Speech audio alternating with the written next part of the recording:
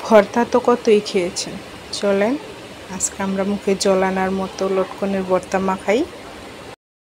আসসালামু আলাইকুম, আমি আপনাদের গাজীপুরের বোন জুটু ফারদিন ব্লগ থেকে আবারও চলে আসলাম আপনাদের মাঝে। আপনারা কেমন আছেন? আলহামদুলিল্লাহ আমি ভালো আছি। আপনাদের সবাইকে আমার ভালোবাসা জানিয়ে আজকের ভিডিও দেখার আমন্ত্রণ জানাচ্ছি।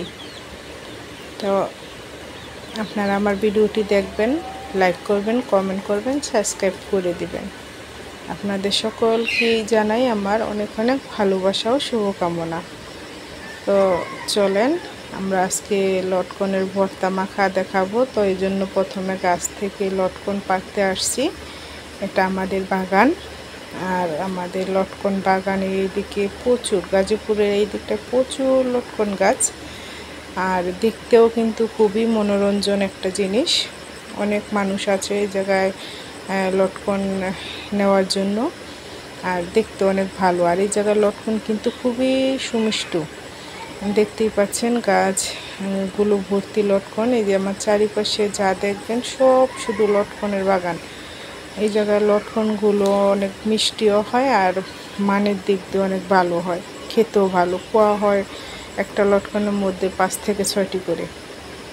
তো দেখতেই পাচ্ছেন আমি অনেকগুলো লটকন ছিঁড়ে নিয়ে আসছি আমাদের গাছ থেকে। আমাদের বিশাল বড় বাগান, তাই বাগানের লটকনগুলো দিয়ে আজকে আমি লটকন মাখা দেখাবো। তো এই জন্য প্রথমে লটকনগুলো আমি ধুয়ে নিয়েছি। এখন আমি বসে লটকনগুলো সব ছুলে নেব। দেখেন লটকনগুলো কত ফ্রেশ আর কত সুন্দর, মিষ্টিও অনেক। এই লটকনগুলো খেতে অনেক ভালো। আর এইদিকে আমি তো আগেই বলেছি যে গাজীপুরের এই দিকটায় প্রচুর ফলানির গাছ, যে কোনো ফলের সমারোহ। তো এই জন্য আমি লটকনগুলো ছুলে নিয়েছি, আর নিয়ে নিয়েছি 2টা শুকনা মরিচ। আর আমি আমাদের গাছ থেকে কাগজের লেবু এনে এটা সাজিয়ে নিয়েছি। কাগজের লেবুগুলো খেতে কিন্তু অনেক ভালো, পুষ্টিগুণে ভরপুর। তো এখন আমি এই লটকনগুলোকে মরিচ আর লবণ দিয়ে ডলে নিয়েছি, এগুলো দিয়ে মাখিয়ে নেব। এই লটকনের ভর্তাটা কিন্তু খেতে খুবই ভালো লাগে, মুখে জল চলে আসার মতো একটি ভর্তা। আপনারাও খেয়ে দেখবেন, খুবই ভালো লাগে। এখন যেহেতু লটকনের মৌসুম, বাজারে বলেন গাছে বলেন প্রচুর লটকন, ভরপুর লটকন। তো এই সময় আমি মনে করি উপযুক্ত সময় লটকনের ভর্তা খাওয়ার, মুখরোচক ভর্তা। কত ধরনের ভর্তাই তো খান, কিন্তু এই লটকনের ভর্তাটা এভাবে বানিয়ে খেয়ে দেখবেন, স্বাদ মুখে লেগে থাকবে, মুখে জল চলে আসার মতো একটি ভর্তা। আর এগুলো কিন্তু শুধু যে আপনি খাবেন মুখে রুচির জন্য তা না, এটা কিন্তু পুষ্টিগুণে ভরা। আর কাগজি লেবু বলেন লটকন বলেন, দুটোতেই কিন্তু ভিটামিন সি সমৃদ্ধ। আর এই ভর্তাটা কিন্তু ছোট বড় সকলেরই অনেক প্রিয়। তো এই জন্য ভর্তাটা আজকে আমি তৈরি করলাম। এই ভর্তাটাতে শুকনো মরিচ, লবণ, এখন হালকা একটু সরিষার তেল দিয়ে আমি লটকনগুলো ভালো করে মেখে নিচ্ছি।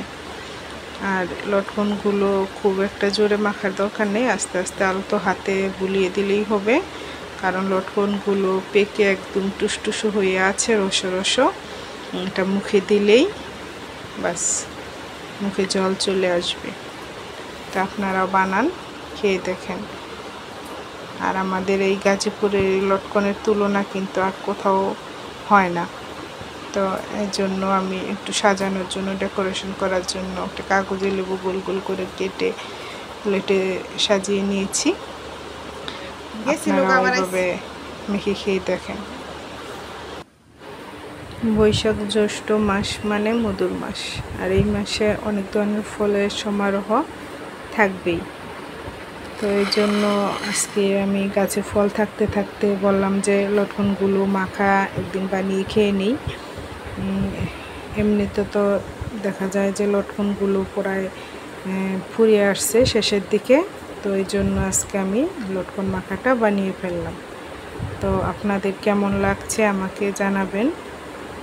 আপনারা কে কে এরকম ভর্তা খেতে পছন্দ করেন, কার কার প্রিয়, অবশ্যই কমেন্ট বক্সে বলবেন। আপনাদের ভালোবাসায় আমি ধন্য।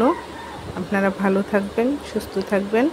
আবারও চলে আসব নতুন কোনো ব্লগ ভিডিও নিয়ে ইনশাআল্লাহ। আল্লাহ হাফেজ।